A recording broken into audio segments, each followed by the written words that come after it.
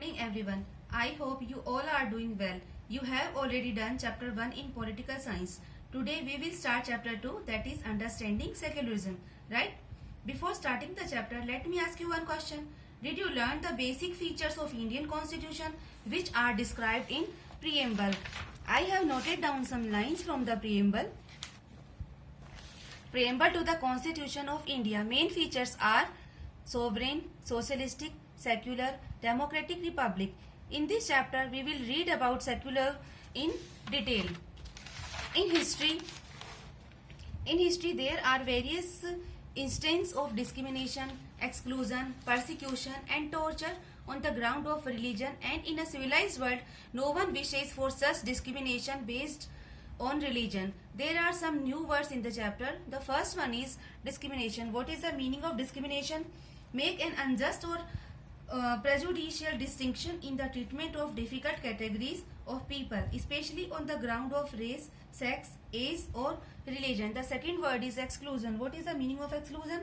Means being in that nation you are excluded from mainstream. And the next one is persecution. What is the meaning of persecution? Hostility and ill treatment, especially because of race or political or religious belief. Hence, Indian Constitution speaks about values like secularism. Why this term is important for a democratic country? We will take one example to understand the term of secularism. Suppose you belong to a Hindu community and are living in a part of the USA where Christian fundamentalism is very powerful. Now imagine no one wants to give or rent their house to you because you are not a Christian. How would this make you feel? Would it not make you feel resentful or angry? Your anger can take two forms. First, you will say that they must be treated same as you when they come in your country, or you might think that there should be justice for all. Keeping in mind this and similar situation, the term of secularism is adopted by many countries. When any country adopts a political and constitutional ideology which allows people of all faiths and religions to live with equal rights, this is called secularism. In this lesson, we shall dwell upon the various aspects of secularism in some detail with taking some concepts. The main concepts are: why term is an important for a democratic country, what is secularism, what are its features, why we need this concept, secularism in India, and the last one is secularism in India and USA, a comparison. We will start from the concept what is secularism. Okay, then what is secularism? The British writer G.J. Holyoake was the first to use the word secularism in 1851. The word was new.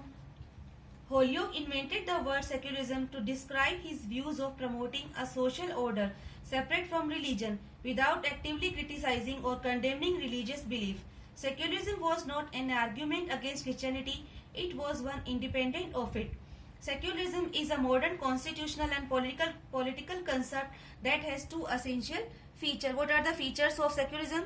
The first one is all individuals have the freedom to live by their religious belief and practices as they interpret these. The second feature is it is important to separate religion from the state. Why it is important to separate religion from the state? Because it helps a country to function democratically. The tyranny of majority and violation of fundamental rights can be very harmful to the people belonging to the minority. So it protects people from any type of violence. The third is it protects the freedom of individuals to exit from their religion, embrace other religion. It gave people the freedom to interpret religion teaching differently. Okay. Then the next concept is why this term is important for democratic country. We will study about this concept in our next video. Okay, do you understand the concept why we are studying the chapter?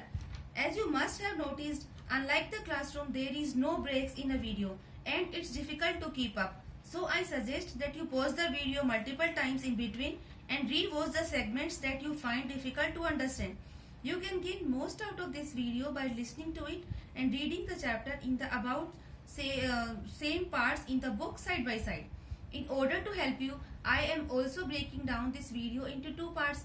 Watch and listen to the video carefully and write the answers of questions I am sending after this.